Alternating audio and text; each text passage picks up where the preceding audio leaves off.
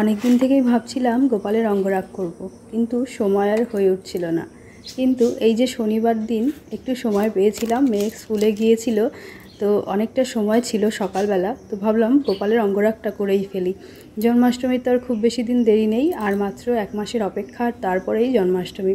তার আগে তো গোপালের অঙ্গরাগটা চেঞ্জ করতেই হতো, সেই জন্য ভাবলাম আজকেই করে নিই।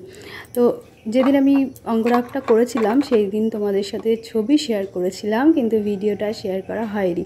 তো ভিডিওটা আজকে শেয়ার করছি। তো প্রথমেই আমি যেটা করেছি, দেখো যা যা প্রয়োজনীয় জিনিস অঙ্গরাগের জন্য যা যা লাগবে সব কিছু নিয়ে নিয়েছি, আর এই দিকে গোপাল সোনাকেও নিয়ে চলে এসেছি। আর প্রথমে আমি যেটা করলাম, গোপালের যে আগের যে অঙ্গরাগটা ছিল বা রঙগুলো ছিল সেইগুলো সব আমি নেল পলিশ রিমুভার দিয়ে তুলে ফেললাম।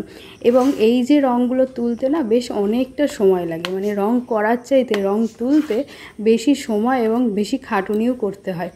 তো যাই হোক, অনেক কষ্ট করে অনেকটা সময় নিয়ে রঙগুলো তুললাম। আর এইদিকে দেখি মেঘলা ওয়েদার, মেঘলা একবার মেঘ করছে একবার রৌদ্র উঠছে, তো এই হচ্ছিল।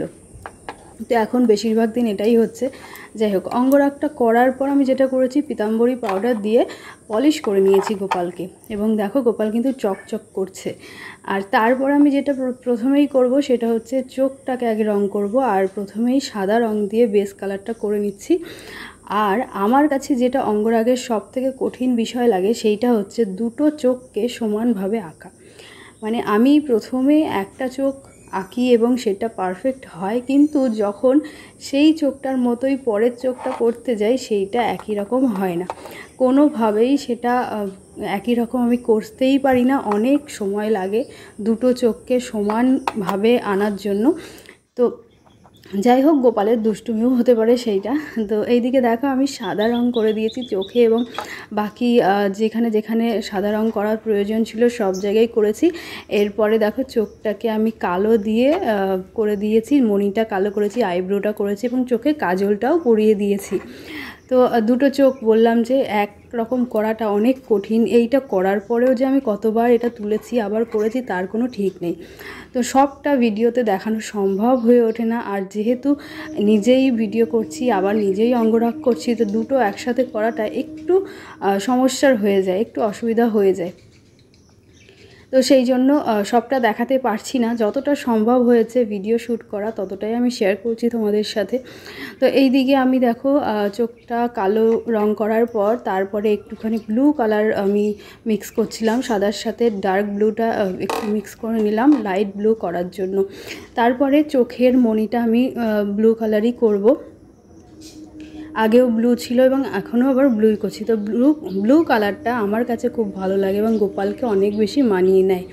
তো সেই জন্য দেখো ব্লু কালার দিয়ে আমি অর্ধেকটা আইবল করে নেব, মানে চোখের যে মণিটা সেটা অর্ধেকটা ড্র করে নিয়েছি। আর তারপরে আমি যেটা করব, চোখের মাঝখানে আমি সাদা দিয়ে দুটো ডট ডট করে দেব। তো এইখানে এইটা করলে যেটা হবে, মনে হবে গোপাল আমাদের দিকে তাকিয়ে আছে। এবং দেখো তিলকটা পরিয়ে দিয়েছি, আইশ্যাডো পরিয়ে দিয়েছি। তো এক এক সময় এক এক রকম আইশ্যাডো আমি করি, আগে অন্যরকম কালার ছিল, এখন আবার কালারটা চেঞ্জ করে দিলাম।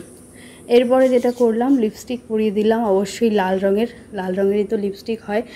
আর এইদিকে তিলকের মাঝখানেও লাল তিলক পরিয়ে দিলাম। তো এইদিকে মুখের মেকআপটা প্রায় কমপ্লিট হয়ে গেছে। আর আমি যেটা করতে ভুলে গিয়েছিলাম সেইটা হচ্ছে চন্দন পরাতে।